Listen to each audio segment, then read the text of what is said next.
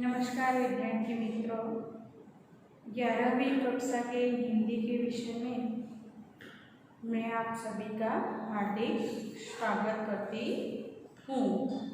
आज हम विद्यार्थी मित्रों आपकी पाठ्य पुस्तक में तीसरी कविता पुरानी चीज़ों के पक्ष में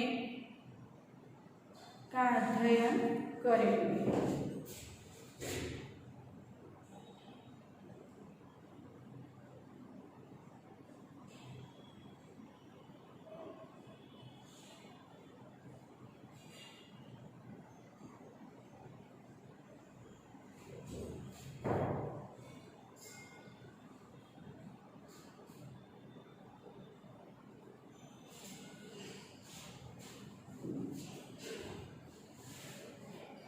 जिनके कवि हैं राजेश जोशी।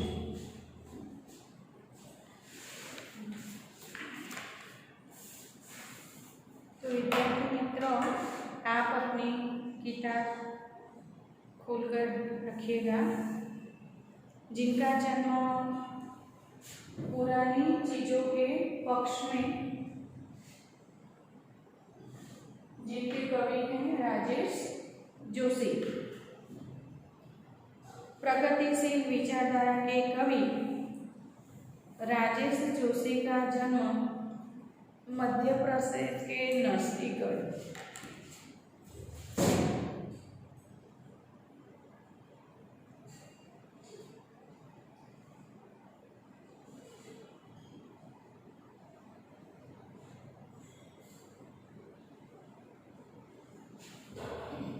मध्य प्रदेश के नरसिंहगढ़ जिले में हुआ था। उन्होंने शिक्षा पूरी करने पर पत्रकारिता शुरू की। कुछ सालों तक अध्यापन भी किया, बैंक में नौकरी की और अब स्वतंत्र लेखन कार्य कर रहे हैं। अपने भावों और विचारों को व्यक्त करने के लिए कविता के अलावा कहानियाँ, नाटक, लेखक, टिप्पणियाँ आदि पर कलम चलाई है। लघु फिल्म के लिए, छोटी सी फिल्म के लिए उन्होंने पटकथा लेखन भी किया है। भारतीय भाषाओं के साथ अंग्रेजी, जर्मन, रूसी भाषा में उनकी कविता के अनुवाद हुए हैं। राजेश जोशी के 4 कविता संग्रह एक दिन बोलेंगे पेड़,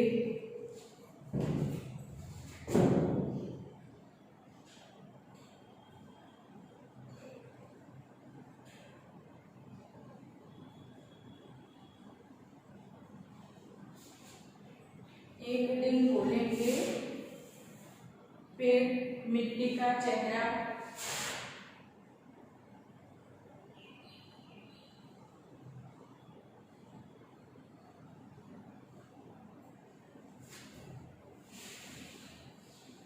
नेपथ्य में हंसी,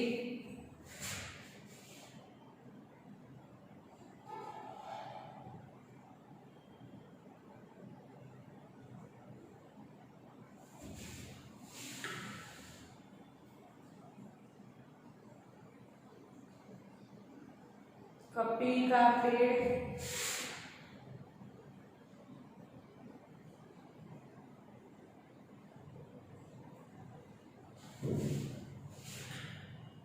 अच्छे आदमी,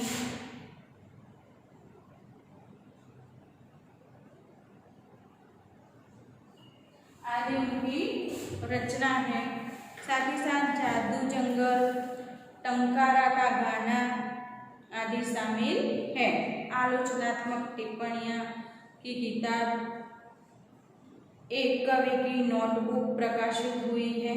उन्हें शमशेर सम्मान, पहल सम्मान, मध्य प्रदेश सरकार का शिखर सम्मान, मक्खनलाल चतुर्वेदी सम्मान के साथ केंद्रीय साहित्य अकादमी पुरस्कार भी प्राप्त हुआ है।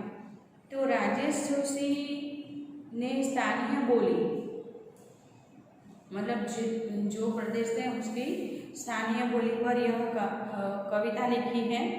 प्रस्तुत कविता में मनुष्यता को बचाए रखने के लिए निरंतर संघर्ष मिलता है। आधुनिकता के बढ़ते कदम से दुनिया के नष्ट होने का खतरा कितना प्रबल है, उतना ही जीवन की संभावना की खोज में कवि बेचैन है। पुरानी चीजों के पक्ष में मतलब कि आज हम टेक्नोलॉजी के युग में हैं, इसीलिए हम पुरानी चीजें भूलते जा रहे हैं। तो उन्होंने हमें याद दिलाने का प्रयत्न किया है कि जो भी है जितना पुराना उतना सोना। वह अच्छे विचार उन्होंने उद्घाटित किए हैं। तो आइए विद्यार्थी मित्रों, आज हम यह कविता सीखेंगे। कितनी ही बदल जाए यह दुनिया, काम आती रहती है लोगों के कुछ पुरानी चीजें हर वक्त। चाहे कितनी भी दुनिया बदल जाए, कितना नयापन आ जाए, कितने हम टेक्नोलॉजी के साथ रहे, कितने अच्छे विचार के साथ रहे, लेकिन कभी कभी हमें आज भी काम आती हैं कुछ पुरानी चीजें। नानी की कहानियां और दादी के घरेलू इलाज के नुस्खे। नानी की कहानियां,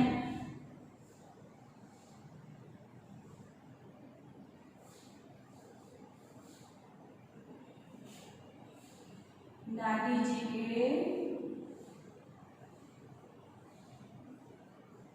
नुस्खे।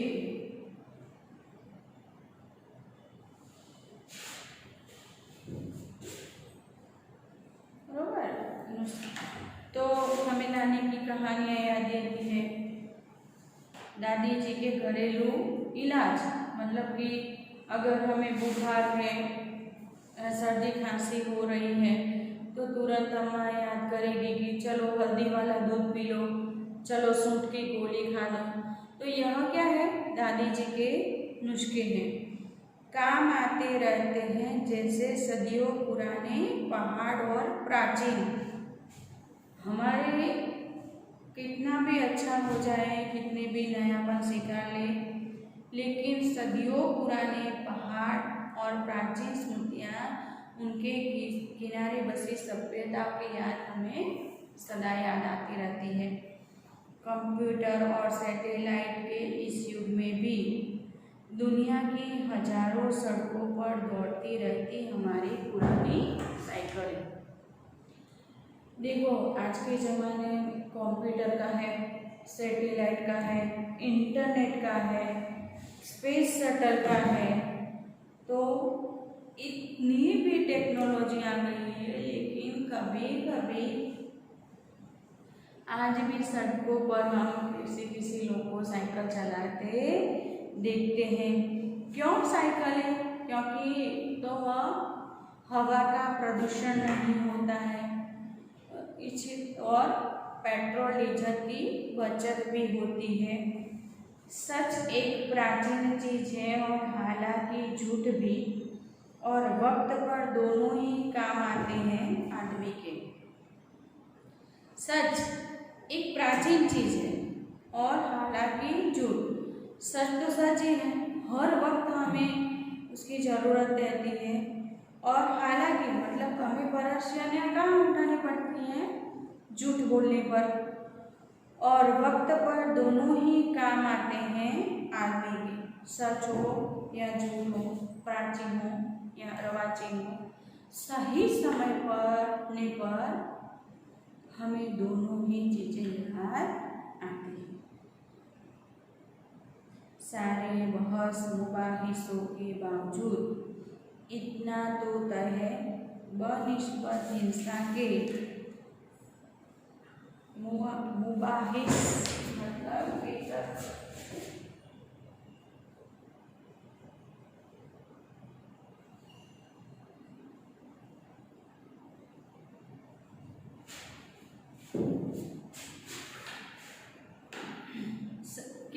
बहस कर लो, कितने भी तर्क कर लो, कितने भी विचार हम रख लो, लेकिन इसके बावजूद भी तय है बनिस्बत। बनिस्बत मतलब कि अपेक्षा के बदले।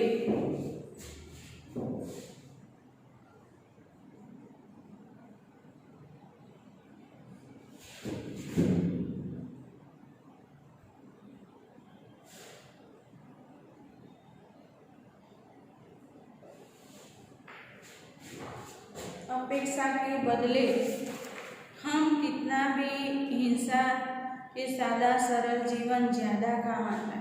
हम चाहे कितनी भी हिंसा कर ले, कितना भी घोर अपराध कर ले, लेकिन हमारा सादा सरल जीवन ही हमें काम में आता है। हत्यारों का शोर इसलिए ज़्यादा कि वे ज़्यादा संगठित। धूप कम शोर मचाती है वृक्षों में। मतलब हत्यारों का शोर इसलिए है क्योंकि वह संगठित है। कोई अकेला आदमी कभी भी हत्या नहीं कर सकता है, वह संगठित होकर काम करता है। उसका शोर इसलिए ज़्यादा है क्योंकि वह संगठित है। धूप कम शोर और धूप पेड़ के अपेक्षा धूप का कम शोर होता है क्योंकि और जमीन पर होती अकेली होती है। विनम्रता कोई कायरता नहीं। देखो, हम अच्छे हैं, अच्छे रहेंगे, अच्छे थे, अच्छे हैं, अच्छे रहेंगे। हम कहीं भी जाते हैं तो हमारी विनम्रता हमारे साथ आती है और उससे हमें कभी भी कायरता नहीं समझना चाहिए। लोग चाहे हमारे साथ कैसा भी व्यवहार कर ले, हमारे साथ अच्छा करे या बुरा करे, हमें अपनी विनम्रता छोड़नी नहीं है। और वह कायरता नहीं है, हम अच्छा ही कार्य करेंगे, कभी भी गलत राह पर नहीं चलेंगे। नई नई मूर्खताओं के बावजूद बची रहती है पुरानी समझदारी। नई नई मूर्खता, कभी कभी हम ऐसे कुछ काम कर लेते हैं जो मूर्खता में खप जाती है, के बावजूद हमारी पुरानी समझदारियाँ स्मृतियों में बची रहती है। थोड़ी सी टिश और थोड़ी सी मिठास। टिश यानी मजाक, टिश मतलब थोड़ी सी मजाक, कशक।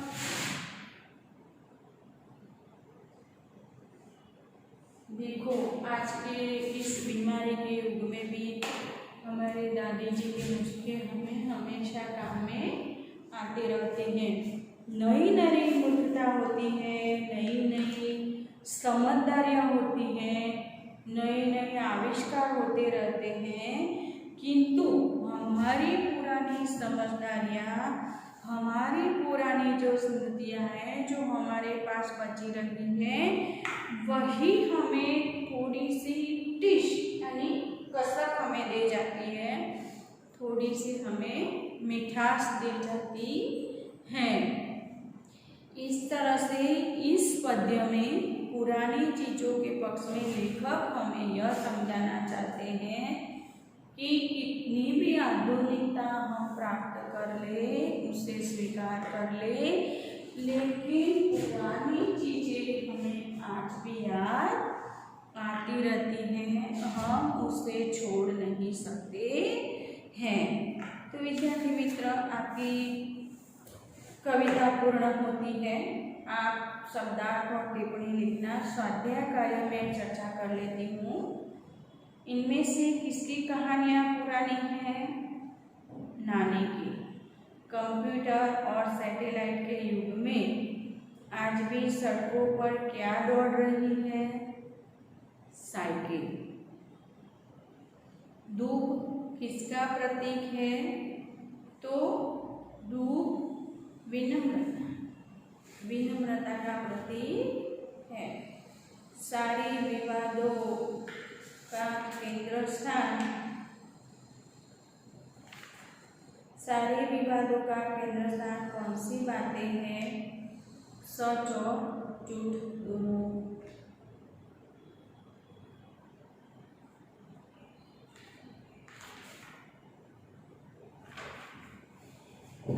कुछ पुरानी चीज़ों के पक्ष में कविता में कवि का रुझान किन चीज़ों की ओर है, मतलब कि पुरानापन। तो कवि ने हमें समझाया कि कितनी भी आविष्कार, कितना भी नयापन हमारे जीवन में आ जाए, लेकिन हम पुरानी चीज़ों को नहीं छोड़ सकते हैं, वह हमारे साथ सदा ही बंधी हुई है। तो विद्यार्थी मित्र, आप शब्दार्थ और टिप्पणी लिखना, साथ ही साथ पूर्ण स्वाध्याय कार्य आपको लिखना है।